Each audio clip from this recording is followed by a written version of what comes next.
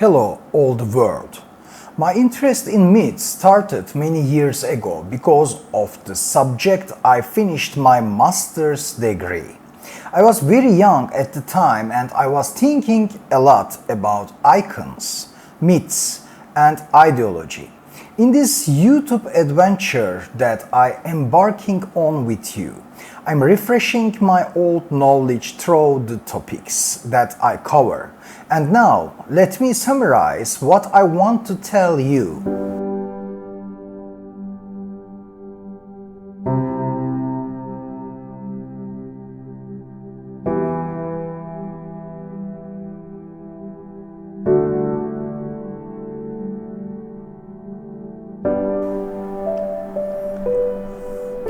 The paradoxical and sometimes interlocking concepts of tradition and modernity can be seen in almost every aspect of routine life. In the 21st century, in an age of technological developments that challenge the imagination, humans cannot escape the mythological and ritualistic world. Today's people need shows and celebrations that will give meaning to their lives and bring them the pleasure of being a member of the society to which they belong in their leisure time, which spreads over a much extended period due to the ease of technology.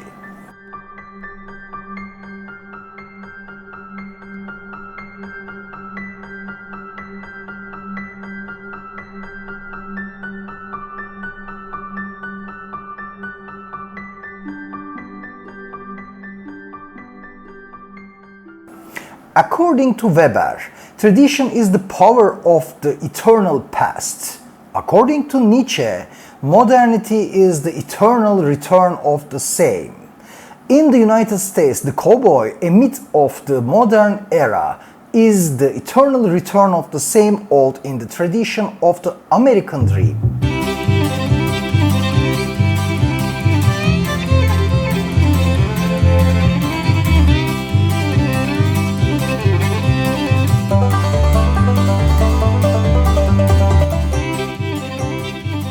Social icons integrate eternal power into new forms, thus the same always returns.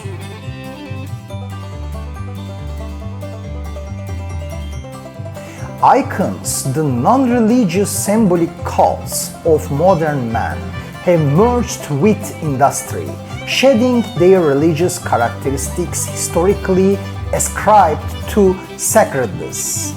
During this merger, icons take on new tasks and functions. They become talismans that convey messages to the masses of consumer society and keep them under control. In this respect, icons which can also be considered totems are also seen today as systems that control and direct the lives of 21st century people. Jung defined the concept of archetype, whose origins are as old as mankind's history on earth, as the parts that bring together the collective unconscious. In this context, the cowboy is also an archetype created in American culture memory. A lone cowboy provides a catharsis of individual loneliness to a society of immigrants.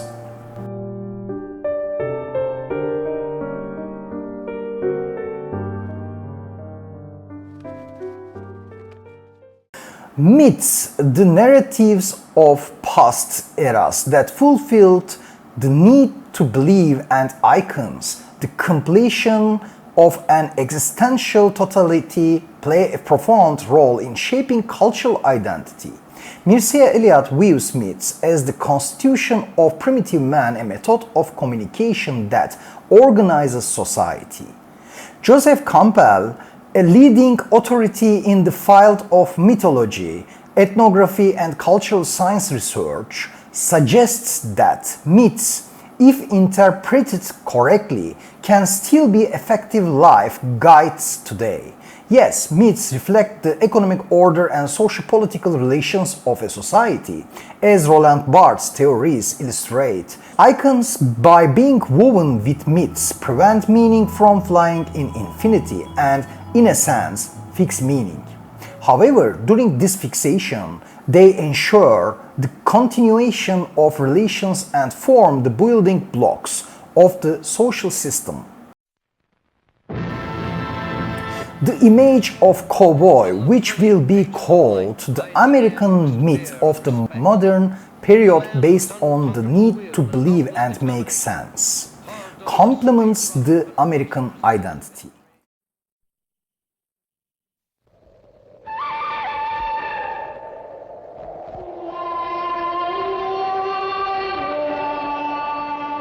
Since the American identity didn't have a history of thousands of years like the Persian, Arab, Germanic, Russian, Turkish, Mongolian ones, people needed images with which they could reread their 300-year history. The cowboy image is one of the images that fulfills this need.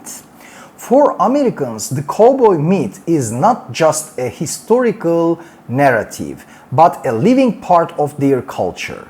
Despite the inability to live the rodeo myth in their daily lives, they keep it alive through systematic organizations like rodeo shows.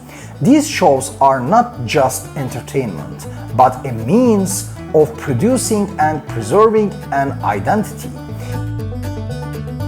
The American keeps his symbols in material culture products such as boots, hats, clothes, jewelry, keyrings, kitchen utensils, and textile products, giving soul and meaning to the ordinariness of the rodeo show. The cowboy is the traditional hero type, idealized and symbolized in modern America. The traditional hero is a stereotyped narrative woven with myth and ritual. It creates a sense of belonging with collective memory. He reproduces family ideologies and satisfies the feeling of fulfilling his responsibility towards his nation.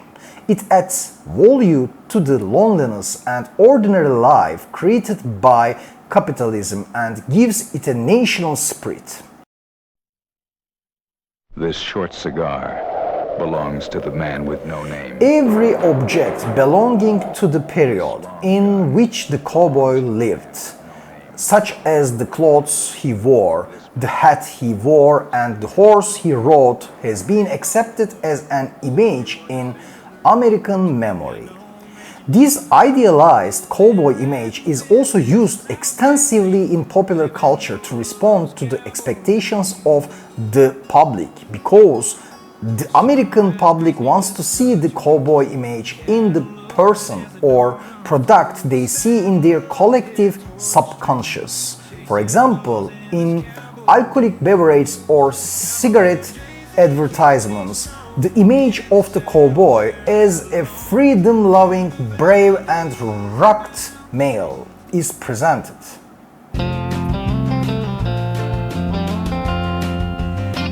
Rodeo, the official state sport of Alberta, Canada, Wyoming, Cody, South Dakota and Texas, is more than just a sport. It's a cultural phenomenon that serves as a conduit for the transmission of American and Texan memory. These shows, with their unique blend of athleticism and tradition, instill a deep sense of being American and belonging to Texas in the hearts of the local populace.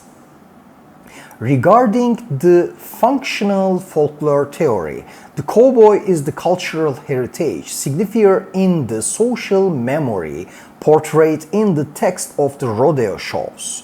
Through performance shows, he makes people experience the pride and belonging of being American. It reproduces values and consciousness through the catharsis they produce. Mythological stories have a catharsis function and pump courage through the archetypal hero. It renews the will to fight against difficulties. It provides spiritual relief and discharge against the damage of the system and the wounds inflicted by capitalism. In reality, the cowboy mythology is a vast bubble.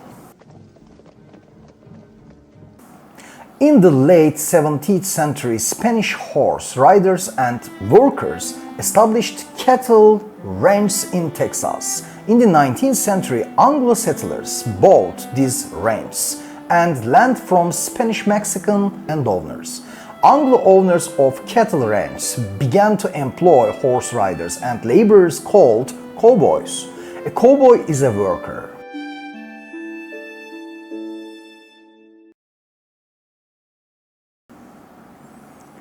After the 17th century, more and more people migrated to the Americas. The Hollywood movie industry created the mythology of the Wild West out of this migration story. Cinema is a mighty myth maker. Today, this mythology still exists in many of us, and the myth of the Wild West is taken as fact by painting a picture of a fierce struggle between cowboys and Native Americans. Hollywood distorts the facts.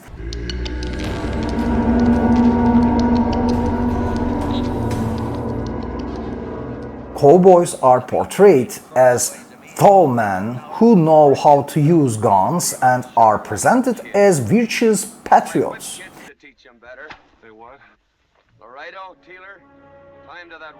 In this propaganda bubble, cowboys are the free spirits. Native Americans are the devils. Natives are savages. They scalp aimlessly and attack civilization. It's all a big lie. It's a big propaganda bubble.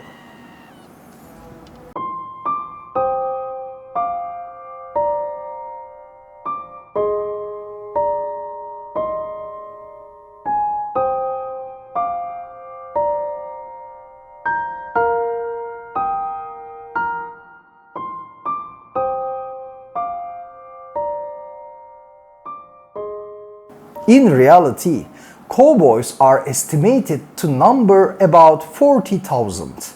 They are experienced in animal husbandry, not in the use of weapons. They are the American version of the Anatolian shepherds. They take the animals to the train stations in Kansas and Missouri. They usually pick them up in Texas.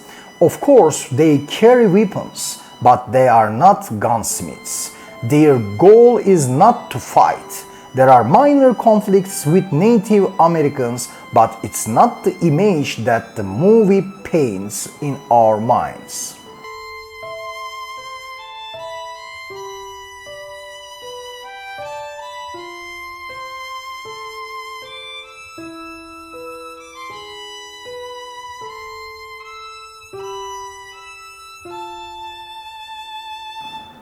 What's even stranger is that most cowboys are black and Mexican.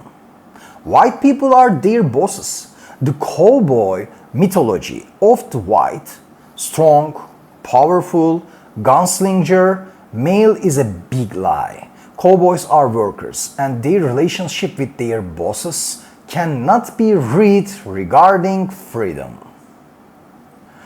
Because technology is not advanced, there is serious lawlessness before the establishment, and gangsters exist in many parts of America, but most of them are outright criminals, and they are the types who rob people of their property in disorder, not the heroic cowboys we see in the movies. The myth of the cowboy, a mere mythologization of a category of workers in an industry, is significant in shaping cultural beliefs and values. Moreover, Buffalo Bill is an entertainer and has guided the massacres of many Native Americans. states propagate myths to the masses, glorifying and exaggerating the deeds of mass murderers. These myths serve to reinforce desires and beliefs, which are the driving forces of the capitalist system.